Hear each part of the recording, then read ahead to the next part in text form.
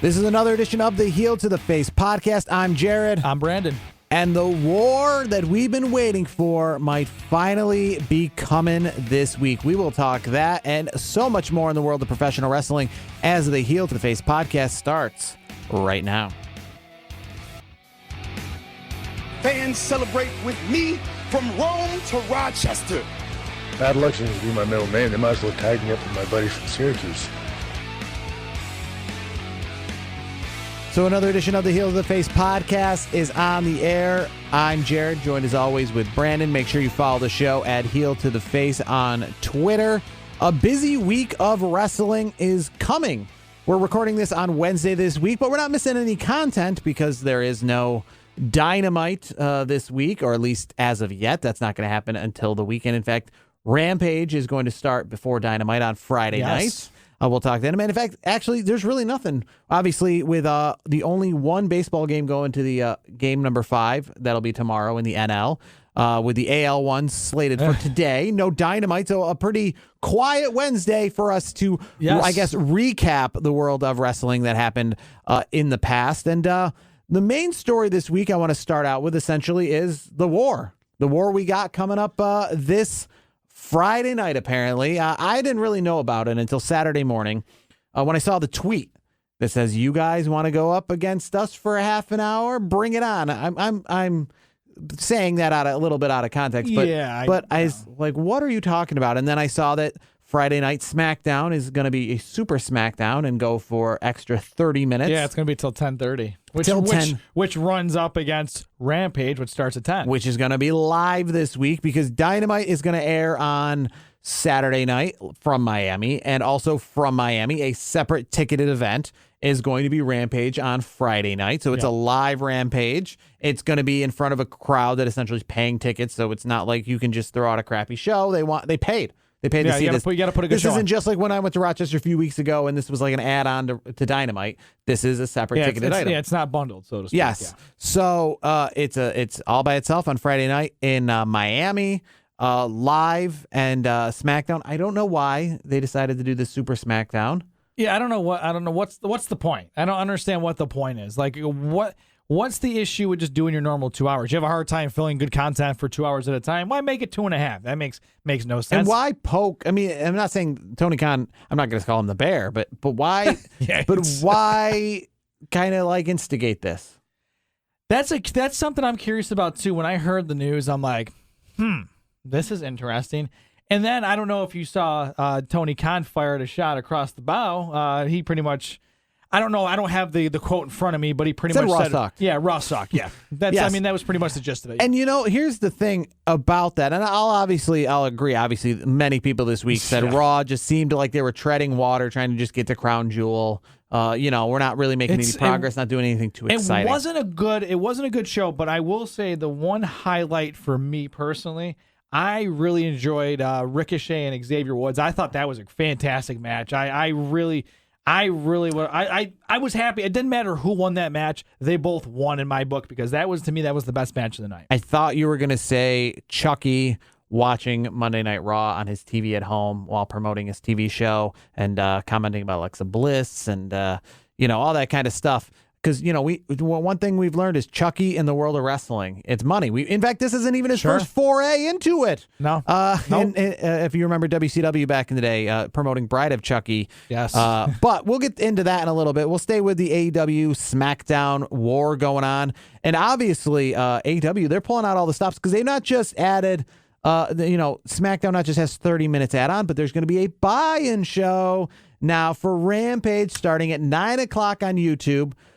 Which, to be fair, I think not necessarily needs to be on TV. But again, this is a paid audience that's going to this. It's going to be good. So you got to give the crowd in Miami more than just a 1 hour of TV, anyways. No, they're going to give those folks, especially being paid customers. It's going to be a normal show, a normal length. You're going to see some good matches. So you got to have the 1 hour buy-in because Rampage is only 1 hour. So essentially, like if I went to Monday Night Raw and it was only 1 hour of live TV, I would be expecting some other content to go with my. What are you going to watch? You going to watch? You going to watch SmackDown, or are you going to watch the buy-in? So that's the question. The 10:30 thing is complicated, obviously, because I feel like we're going to start off with Bryan Danielson, Minoru Suzuki. I feel like that's where we're going to start. If that's where we're starting, then I know what I'm watching. I mean, I think that's kind of an obvious answer. But for SmackDown to go a half hour later, you imagine that at 10 o'clock they must be pulling out something between 10 and 10:30. That's going to be good. That's going to be good. They're not staying on for a half hour. Or they feel it's going to be good. Let's see if it actually is good. I mean, that's we all know difference. Brock Lesnar is going to be on SmackDown this week.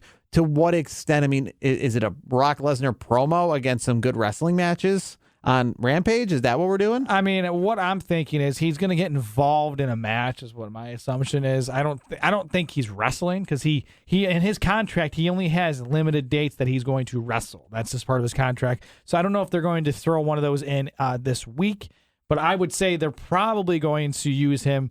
Maybe he's a distraction in the main event, something like that, or they're starting to sell, of course, even more so the Crown Jewel, which, let's be honest, I'm not really looking forward to the Crown Jewel altogether. I just think it's just going to be a dumper. I mean, I'll probably catch it at a later time, but there's no way I'm watching it live, especially with the time frame. Yes. I'm sorry, I'm just not into that show. I'm not even going to call it a pay-per-view. It's a show for me. I disagree. I'm not saying I'm, into You're it gonna watch against the whole thing? I might fast forward a little bit just for the fact that I'm going to be watching it not live, and I normally watch everything live. So because I'm not going live. Wait, you watch it all live? I'm normal pay-per-views, not Crown Jewel. Okay, I was going to say. Not Crown Jewel. And I just wanted to correct myself. That Bryan Danielson Minoru Suzuki match, that's going to, I think, be on the buy-in. CM Punk versus Matt Sydal, that is a Rampage match. So it's CM Punk versus Matt Sydal against the extra half hour. Bryan Danielson and Minoru Suzuki versus what essentially SmackDown's going to bring you from 9 to 10. So that's the question. They originally started SmackDown being like, I think we're going to cut into a half hour of your time on Rampage. Then Tony Khan was like, we're going to give you a good Rampage. And then he's like, you know what? We're going to up the ante. We're going to choose to go against your 9 o'clock hour. Yeah, we're going to go 9 to 11 now instead of 10 to 11. And here's the thing, too. CM Punk and Sydal, that should be a good match. These guys are two proven veterans. I think it'll be a good. I think that's going to be a lot of fun. I think obviously CM Punk's going to win. I don't think the outcome is within. There's no doubt about it, so to speak. I think he wins, but I think you're going to see some cool spots. You'll see some good match there. Yeah, so the buy-in this week's going to have Bryan Danielson versus Minoru Suzuki and Bobby Fish versus Lee Moriarty. That's on the buy-in, which essentially made sense as a name for the pay-per-view kickoff show back when it was like right before Double or Nothing, their inaugural pay-per-view. I think that's just what they're using now as anything that's a pre-show. Yeah, I like it better than pre-show. It just gives it a name. It gives it a little bit of a little kick. It's not. And it's funny that pre-show. A 1 hour show has a 1 hour pre-show. It is. I mean, how they're doing it is odd, but they can't officially just say that Rampage is an hour extra. No, I you know what? I have to disagree. I do like it this way because it's creating some more intrigue because you're like, okay, so WWE's doing their thing. Now you're like, the buy-in. So this has got a little bit of a pay-per-view feel to it because the buy-ins are usually with the pay-per-view. So yeah, so you know that's what? A good point. And here's the thing: you got Danielson and Suzuki in the buy-in. So if that doesn't get you to watch at between 9 and 10, I mean, I'm cool with Bobby Fish as well. I don't know too much about Lee Moriarty, to be honest with you, but I know 3 out of the 4 names on the buy-in. So that to me, I might be tipping my hand and going over to the YouTube and watching that instead. Or like some of us, obviously, if it's going to be on YouTube and one's on TV, you could watch both. We could watch both at the same time. But here's the issue we're having this weekend. I think Tony Khan kind of backstepped on this, and when he said Raw sucked, the reason he said Raw sucked is he said because originally he said that he was going to beat them. He said from 10 to 10:30, we're going to win the ratings. Sure. And then I think Tony Khan got a little smart and realized that there's a few things working against and for, and there's just all sorts of different variables. So we just said the reason he said Raw sucked and that we were going to beat them this week is because we're going to beat them with a better wrestling show. Tony Khan, you can always say that, though. I mean, that's fine. Saying you're going to beat him in the ratings is like a more like you're really going out on a limb there. Now he kind of backtracks. Well, we'll put on a better wrestling show. Well, we know that, Tony Khan, that you're going to put on a better wrestling show. That's not really going out on a limb. Let's be honest. If I'm not mistaken, I do not have the ratings in front of me. But last time I checked, I think there's double the viewership on WWE shows versus AEW, if I'm not mistaken. I mean, give or take. If you add in certain demographics, I'm talking about the whole picture. Yeah, I'm not, because they break down like the 18 to 49 were males, 18 to 49 females. No, how about we just do general viewers? That's how I don't like the whole breakdown. I think it kind of you kind of go in the weeds a little too much. How about we just say, okay, AEW did this number in general. I don't care the damn numbers of ages. I don't care. I mean, it's good for marketing and everything, but I'm talking about just all the viewers in general. Who's got the better numbers? It's double. It's 2-1 is WWE to AEW. I get the certain, the certain metrics may tip in AEW's favor, which it's proven to be very close in the 18 to 49. I did see that, which is good for marketing. I get that. I'm not trying to, discount that. But I don't care about, 18 to 49 male. We got the 18 to 49 female. I don't give a lick about that.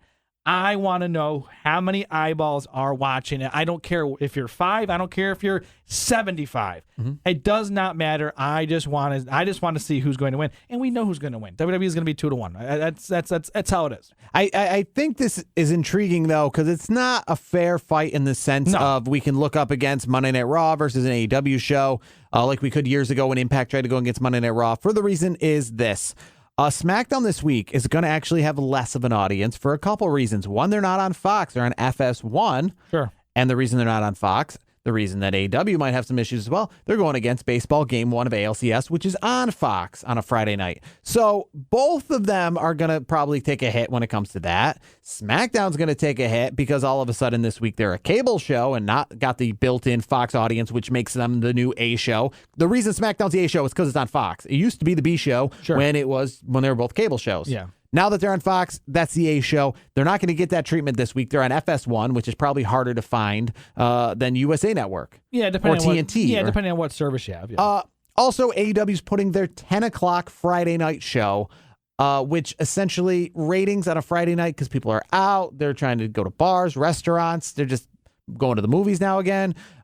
So I wouldn't say this is exactly Dynamite on Wednesday when you have like the captive audience. Sure. This is Friday night, your B show. That's a 1-hour show. So I feel like it's like their B show versus WWE's A show.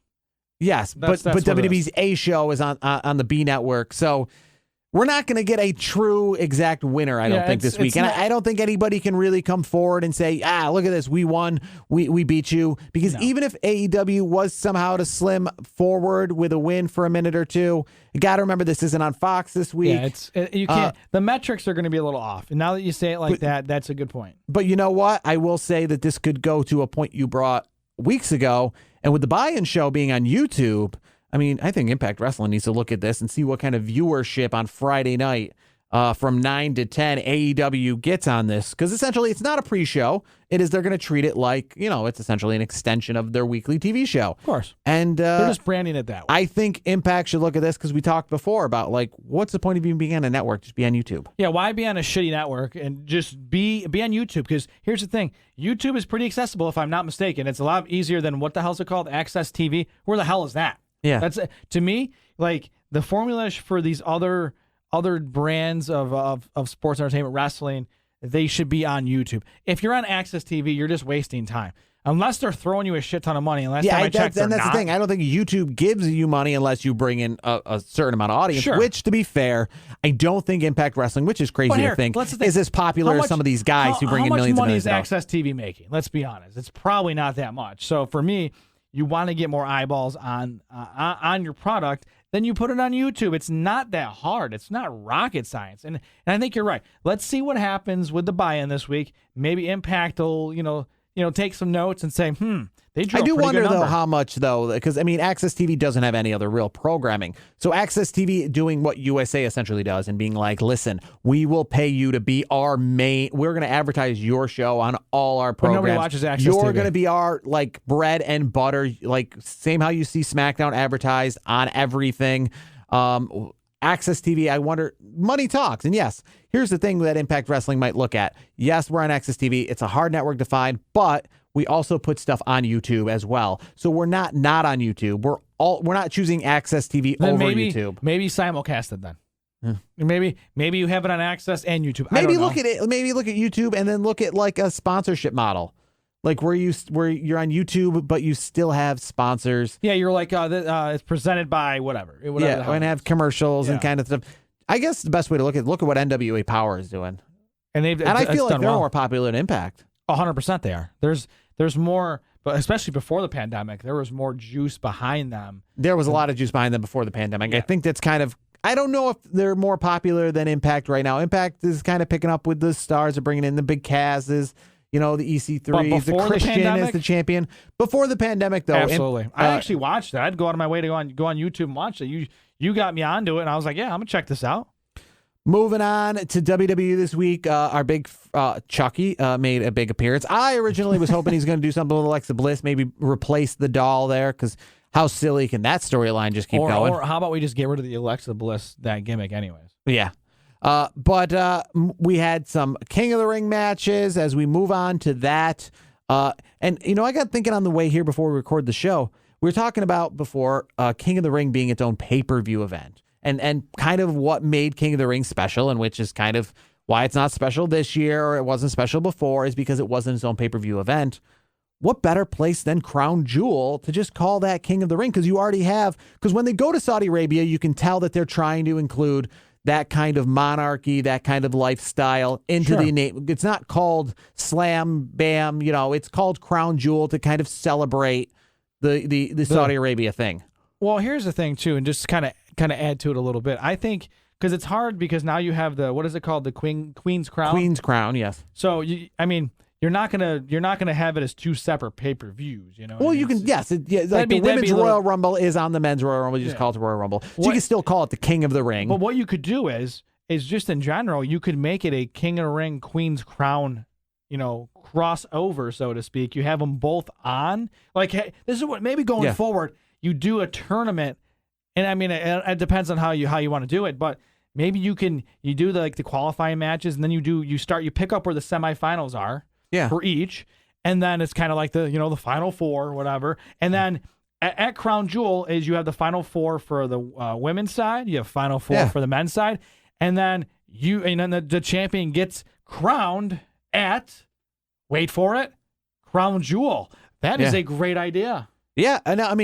I prefer if it was just called King of the Ring, but if we are to try to make the King of the Ring something legit, we got to do it where it's a tradition, where if it's going to be at Crown Jewel this year, it's going to be at Crown Jewel next year. That's my thing.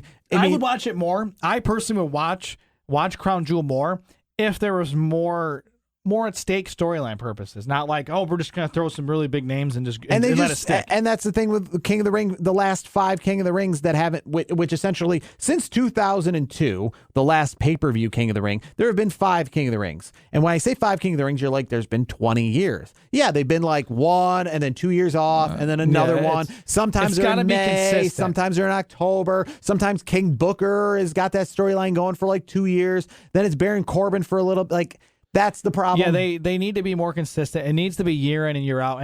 And yes, you could do a standalone King of the Ring pay-per-view, but also with the Queen's Crown, I think if you should make it one major event where you're getting all the guys and the girls on the ticket, so to speak, and then the finals, you put whoever the co-main event, so to speak. You have the finals for the King of the Ring, and you have the finals for the Queen's Crown. That would be so easy, and you have a great name already, which is Crown Jewel, which means you are the Crown Jewel of the men's division. You are the Crown Jewel of the women's division. Yeah. And to me, that is perfect. All you got to do is brand it nicely, and you're good. It's really not that hard. And to be honest with you, we've already talked. I think it was last week's program.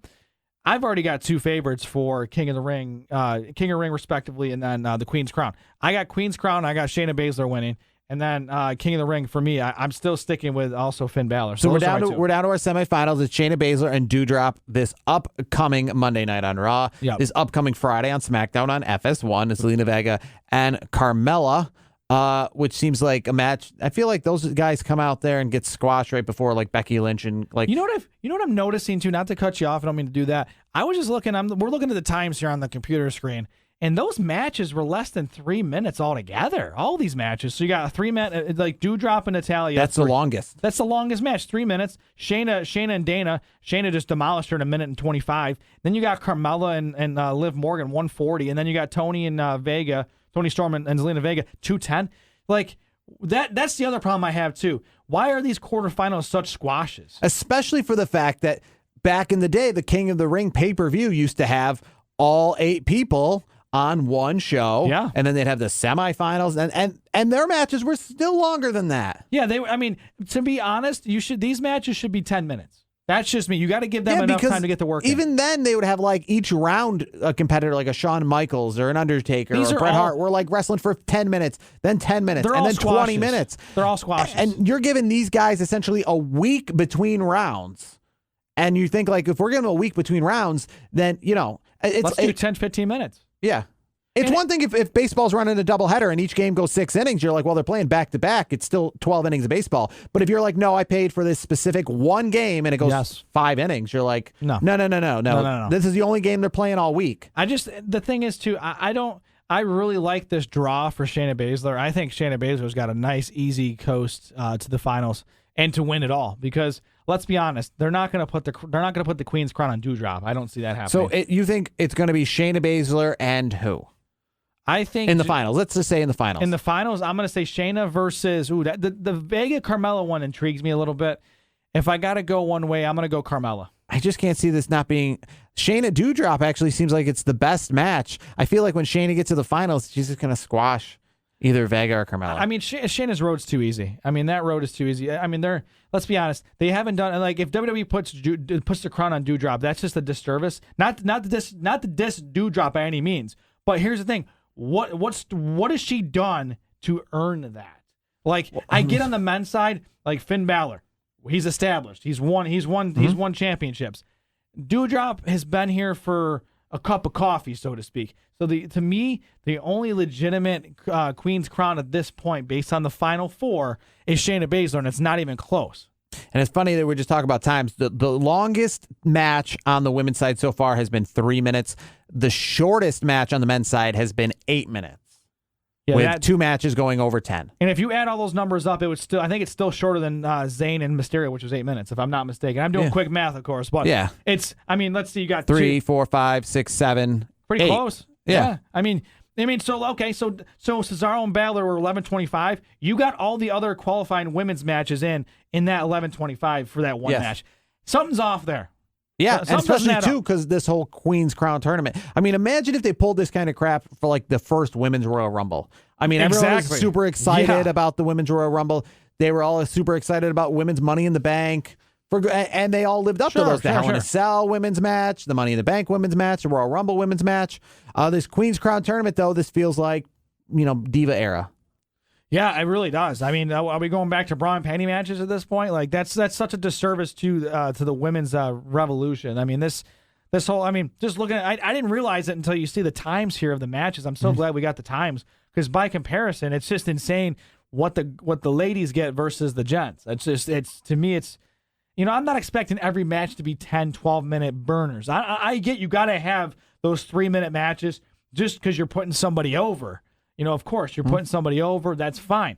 But to consistently keep it under 3 minutes, you're diminishing the what's the word? I don't know, like the quality of what the Queen's Crown really is. Then, like it's to me, you're taking. Well, and again, we've talked about this before. The problem with women's wrestling, whether it be AEW or WWE, is you have a core group at the top. You have Becky Lynch, Charlotte. These kind of people at the top, and then everybody else. And Shayna Baszler is great, and even Dana Brooke, I'd even say. But other than that, in that Queen's Crown tournament, what though? You know what? I will say this. You mentioned the Shayna Queen's Baszler. Crown should have some of the NXTs. You would think just the kind of the Raquel Gonzalez's. Yes, Raquel. I mean, that'd be interesting because she could be NXT champion and the Queen's Crown. You know what I mean? Because it's not a conflict. Here's the thing, though. You make a good point. Like what you just said with you got like the 4 horsewomen, so to speak, and then you got everybody else. I would argue that Shayna Baszler is kind of on her own island at the mid card. Yeah, she's like a higher level mid card female competitor because you got the high end, the main event women, then you got the pre-show women. And Shayna's she's kind of on an island. She's kind of by herself. And I would also, not as much as I don't like her style in the ring, but before she got hurt, you had Nia Jax was also in that mid-card level, I would say. I was hoping that Toni Storm would have went a little bit farther because I like her a little. Well, yeah, if you look at the match, it was a squash. Yeah. She loses that quick? No. Like, anybody that follows wrestling knows that Toni Storm is way better than, she gets knocked out in less than 2 minutes. Like, it's a little ridiculous. For the men's side, Sami Zayn and Finn Balor this upcoming Friday night at SmackDown. I think what we're going to get for a finals, I think we're getting Xavier Woods and Finn Balor. Me too. I agree. It's tough to even see that, though, because that's two faces. I think we're getting Xavier Woods and Sami Zayn. No, Sami's not winning. I'm not saying he's winning the whole thing. No, he's not. He's not winning that match. I mean, if we were betting on this, I would put my money on Finn Balor all day, every day. Do you think we're getting Sami Zayn and Xavier Woods or Jinder Mahal and Finn Balor? Ooh, I think it's going to be two faces. I do. I really do. I think because it's going to create more intrigue because a lot of the rumor mills are saying Finn Balor is getting a major push, and then some rumor mills are saying Xavier Woods is getting the push. Well, yeah, because again, he needs to have something as the other two New Day guys have. Why not put those two against each other? Because here's the thing: you're tipping your hand if you put Balor versus Jinder Mahal. Balor is winning. We know this. The same goes if you put Sami Zayn against Xavier Woods. It's just if you put Balor and Xavier Woods in the finals, that's the perfect matchup because I wouldn't care who wins at that point. I'm happy with either guy winning. I don't think Jinder and Sami Zayn, I don't think they're going to get I don't if they got to the finals, they're losing. They're going to take the L. If you get Balor and you get Woods, I'm going to sit back and enjoy the ride, but I still think Finn Balor wins the whole thing. Another one of Rikishi's sons is set to make his debut in NXT 2.0. They did a vignette this past week on NXT. Solo Sikoa is going to make a return or debut. That's a cool name, by the way. But also kind of curious, they did another vignette. I don't know if you saw it, the dark vignette. Somebody's coming, I think, on Halloween Havoc night. He was digging a grave, and they said he's burying his past, meaning that he has been around before, and they're coming back, a return. Well, Velveteen Dream? I wouldn't go that far. I mean, that's the first thing that pops up. He's been around. I mean, maybe they're letting the dust settle. I'm not saying it's happening. I'm not saying, it's something that's going to happen. I mean, what name is coming up in your head when you're proposing that to me? Like, is there a particular individual you're like, they've been around, they've been off the air? I mean, wild speculations. I mean, when I think about that, I feel like Bray Wyatt, but especially with like the dark Undertaker style vignette. But I can tell you, it's not going to be. It's not Bray Wyatt. It's not going to be Adam Cole. Yes. Well, it's not going to be Bray Wyatt either. No, and I think honestly, and this is going to be it's controversial, but I would say Velveteen Dream would fit that bill. If you're going to bring Velveteen Dream back, you got to do it the right way. So I'm not condoning that he comes back and all the stuff that's circulating, but if you're telling me somebody who's been around, who's who maybe has some who's had maybe some issues that that have been circulating the interweb, I mean Velveteen Dream would be the name that I could first think of. I mean, is there any name that besides obvious names? I mean Velveteen Dream is the name that makes sense to me. It's the first name that when you kind of you kind of propose that idea to me, that tells me it's Velveteen Dream. But I'm not saying he's coming back. I'm just saying just based on how you're kind of wording it, Velveteen Dream would be the name. Kind of closing out NXT this week, what did you think of the new North American Championship or the new North American champion? Carmelo. Beating Isaiah Scott Swerve. Or Swerve Scott. Yeah, Swerve in the middle. Isaiah Scott, kind of turning on him and cashing in that chip. Well, if you haven't read, I don't know if you've read the what's going on the web. So Shawn Michaels has taken a liking to Carmelo, and he's pretty much made him his kind of his pet project, so to speak. So like the push is happening because Shawn Michaels is investing more time in Carmelo Hayes reportedly than anybody else. He's taken him. He's taken a liking to the kid. He likes what the kid's doing. And for good reason. Carmelo Hayes is a fantastic athlete. He puts on good matches. I think he is going to be a name to watch out for the future. The kid's got the package. Do you still hold the package. NXT North American Championship to the same caliber right now, whether it was with him as champion? I do. At the days of Johnny Gargano and Velveteen Dream and all that? I do. I really do, because Carmelo Hayes to me is a rising star, and the North American Championship to me is for rising stars. And Carmelo, I always said, I was about to say Carmelo Anthony, being in Syracuse, Carmelo, that's the first name you think of, but Carmelo Hayes, that's it, he's a rising star, and to me the North American Championship is for that rising star who's on the cusp of main event NXT. All right, well, that's going to do it for another edition of the show. We didn't even get to talk the latest Dark Side of the Ring. Maybe we'll talk that next week. It was Johnny K9. I don't know if you saw it. It was a pretty interesting episode. Yeah, I caught about half of it. This upcoming week, it's going to be Luna Vachon, which should be interesting. I know you're a big fan. Yeah, I'm interested in that. We'll talk as we head into Crown Jewel. Or we'll be recording after Crown Jewel. We haven't decided yet, because we normally record on Thursday. Crown Jewel's on Thursday. Yeah, we'll see. We'll let you. We'll keep you posted. We'll be heading into Halloween Havoc, and we'll be heading into Impact's Bound for Glory. Former WWE Tag Team Women's Champions fighting for the Tag Team Championships. There, we'll talk that. It'll be interesting. And so much more for another edition of the Heel to Face podcast. We will see you next week.